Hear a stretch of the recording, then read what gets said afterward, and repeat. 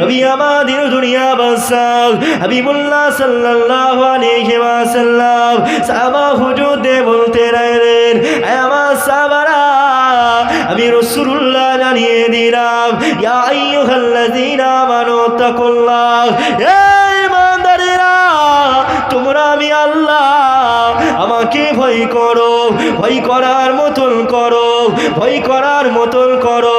হাক্কা তুকাতিহি ওয়া লা তামুতুন্না ইল্লা ওয়া আনতুম মুসলিমুন। আর তোমরা মুসলমান অবস্থায় ছাড়া মৃত্যু বরণ করো না, ইমানদার অবস্থায় ছাড়া মৃত্যু বরণ করো না, ইমান হারা হয়ে মৃত্যু হয়েও না।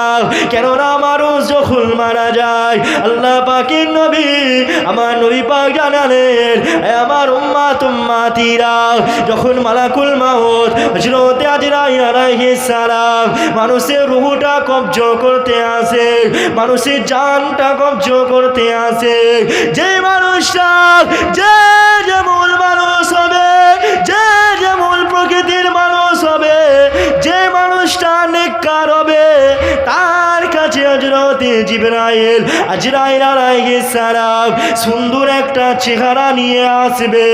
আর যে মানুষটা আমল করে বদকার মানুষ হবে, ওই মানুষটার কাছে হযরত আজরাইল আলাইহিস সালাম এমন চেহারা নিয়ে আসবে, মানুষ তখন এমন করে মানুষের ঈমানটা অটোমেটিক চলে যাবে, মানুষ অঝর নয়নে কাঁদতে লেগে যায়।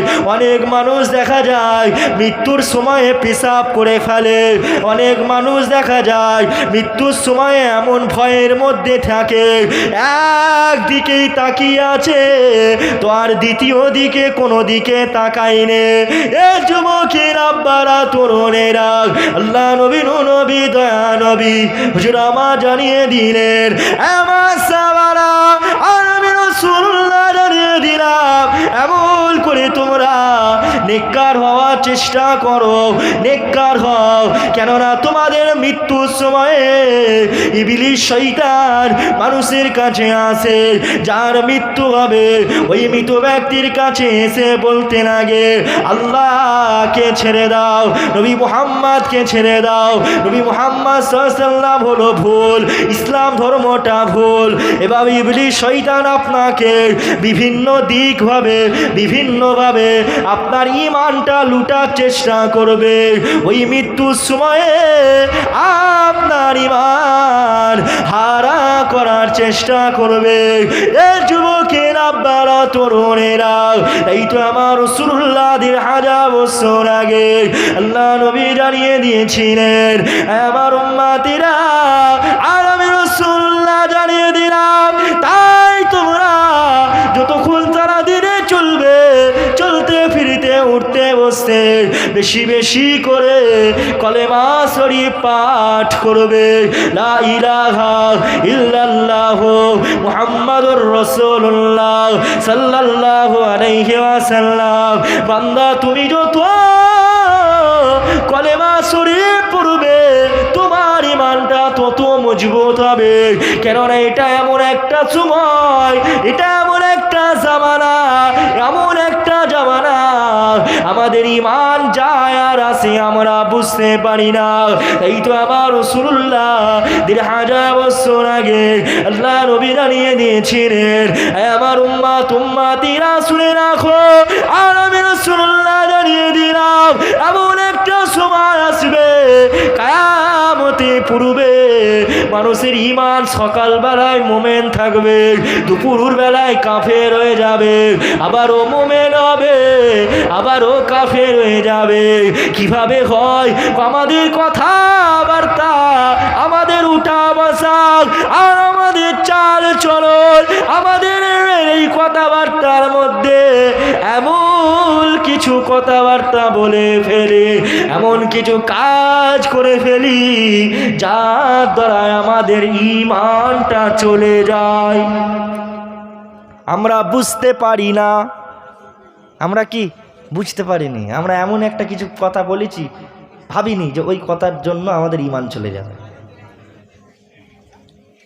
আপনি হিন্দু ভাইদের ওই স্লোগানটা, যেটা নিয়ে বর্তমানে সব থেকে বেশি সমস্যা। আপনি হাসি খুশিতে বললেন কি হবে, আপনি বলছেন, বা তাদের দেবদেবীদের বিভিন্ন নাম করছেন, সুনাম করছেন, বা আপনি পুজোর মণ্ডপে যাচ্ছেন, সেটাকে সাপোর্ট করছেন, এই সমস্ত কাজের দ্বারাও ঈমান চলে যায়, কিন্তু মানুষ বুঝতে পারে না। বিভিন্ন দিক থেকে আমাদের ঈমান চলে যাওয়ার দিক আছে, কিন্তু আমরা বুঝতে পারি না সেগুলো। এই জন্য আমাদের ঈমানটা লক্ষ্য রাখতে হবে। আমরা মুসলমান হয়ে জন্মেছি, আল্লাহ আমাদের ভাগ্য অনেক নসিবওয়ালা করেছে আমাদের। আমরা অনেক নসিবওয়ালা মানুষ যে আমরা মুসলমান, বুঝতে পারছেন না? আমাদের ভাগ্য অনেক বড় যে আমরা মুসলমান। আমরা অনেক মানুষ বলে আমাদের ফাটা কপাল। না, ফাটা কপাল মানে তোমার ভাগ্য খারাপ, মানে কিসের ভাগ্য খারাপ? আরে তুমি রসুলুল্লাহর উম্মত হয়েছো, তো তুমি আমিনার লালের উম্মত হয়ে এসেছো, আর তুমি বলছো আমার ভাগ্য খারাপ।